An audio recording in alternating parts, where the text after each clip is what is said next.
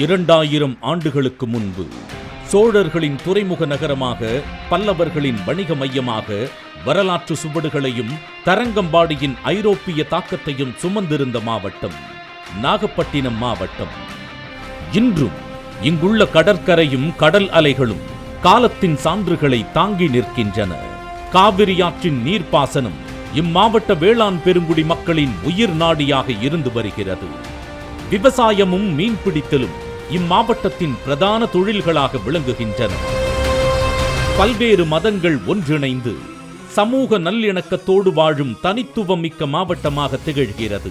5 முறை தமிழ்நாட்டின் முதலமைச்சராக இருந்து தமிழையும் தமிழ்நாட்டையும் பல தளங்களில் முன்னோக்கி நகர்த்திய உலகத் தமிழர்களின் ஒப்பற்ற தலைவர், பன்முக பேராளுமை, ஐந்தமிழ் அறிஞர் கலைஞர் பிறந்த நாகப்பட்டினம் மாவட்டத்திற்கு வருகை புரியும் மாண்புமிகு தமிழ்நாடு முதலமைச்சர் அவர்களை இருகரம் கூப்பி வாஞ்சையுடன் வரவேற்கிறோம்.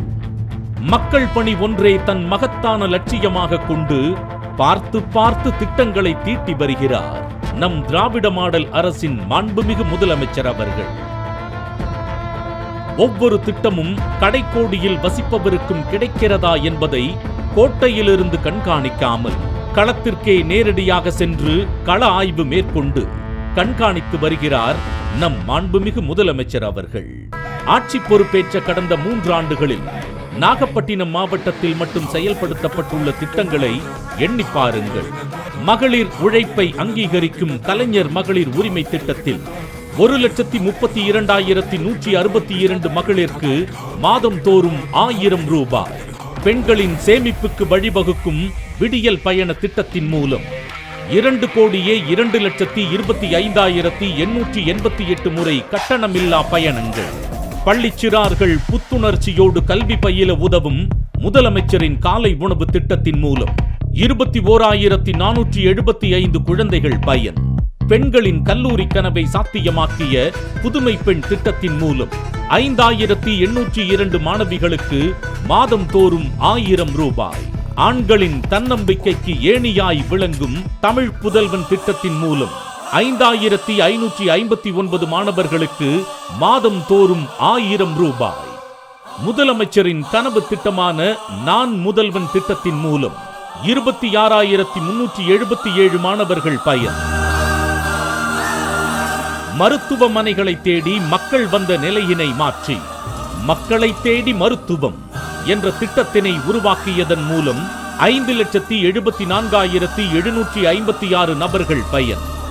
எளிய மக்களின் சொந்த வீட்டு கனவினை நனவாக்கும் கலைஞரின் கனவு இல்லம் திட்டத்தின் மூலம் 2,500 நபர்கள் பயன்.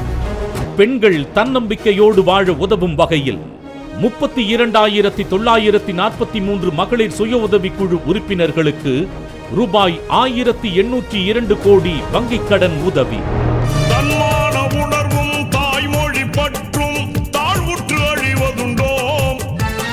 தன்மான உணர்வும் தாய்மொழி பற்றும் இசை முரசு நாகூர் திரு ஹனீபாவின் நூற்றாண்டை சிறப்பிக்கும் வகையில் நாகப்பட்டினம் நகராட்சியில் அவர் இல்லம் அமைந்துள்ள வீதிக்கு இசை முரசு நாகூர் EM ஹனீஃபா தெரு என்று பெயர் சூட்டப்பட்டுள்ளது.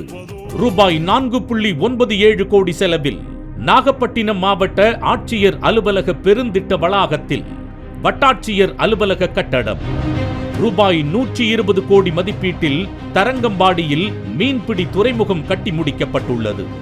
ரூபாய் 1,782.48 கோடி மதிப்பீட்டில் 4 பேரூராட்சிகள் மற்றும் 6 ஊராட்சி ஒன்றியங்களுக்கு கூட்டு குடிநீர் திட்டப்பணிகள் நடைபெற்று வருகின்றன. ரூபாய் 20 கோடி மதிப்பீட்டில் வேதாரண்யம் அரசு மருத்துவமனையின் தரம் உயர்த்தும் பணிகள் மேற்கொள்ளப்பட்டு வருகின்றன.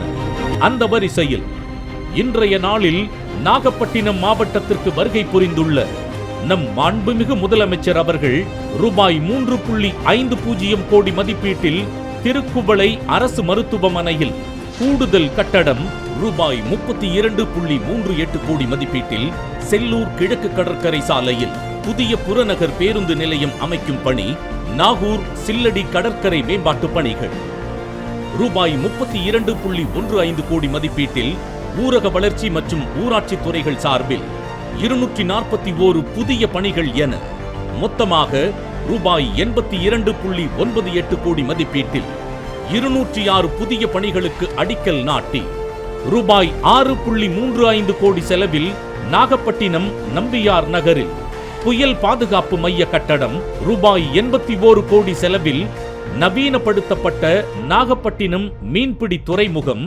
ரூபாய் 3.69 கோடி செலவில் வல்ல விநாயக கோட்டகம் வெள்ளையாற்றின் குறுக்கே கட்டப்பட்ட பாலம், ரூபாய் 5.16 கோடி செலவில் திருக்கண்ணபுரத்தில் புதிய ஒழுங்குமுறை விற்பனை கூடம் என ரூபாய் 122.79 கோடியில் 29 நிறைவுற்ற பணிகளை திறந்து வைத்து 38,956 பயனாளிகளுக்கு ரூபாய் 199.62 கோடி மதிப்பீட்டில் நலத்திட்ட உதவிகளை வழங்கி சிறப்பிக்கிறார். எல்லார்க்கும் எல்லாம் என்ற சமூக நீதியின் அடிப்படையில் அனைத்து தரப்பு மக்களுக்கும் திட்டங்களை செயல்படுத்தி அனைவருக்குமான ஆட்சியை அளித்து வரும் மாண்புமிகு முதலமைச்சர் அவர்களுக்கு நெஞ்சார்ந்த நன்றிகள். கொடையளி செங்கோல் குடியோம்பல் நான்கும் உடையானாம் வேந்தர் கொளி.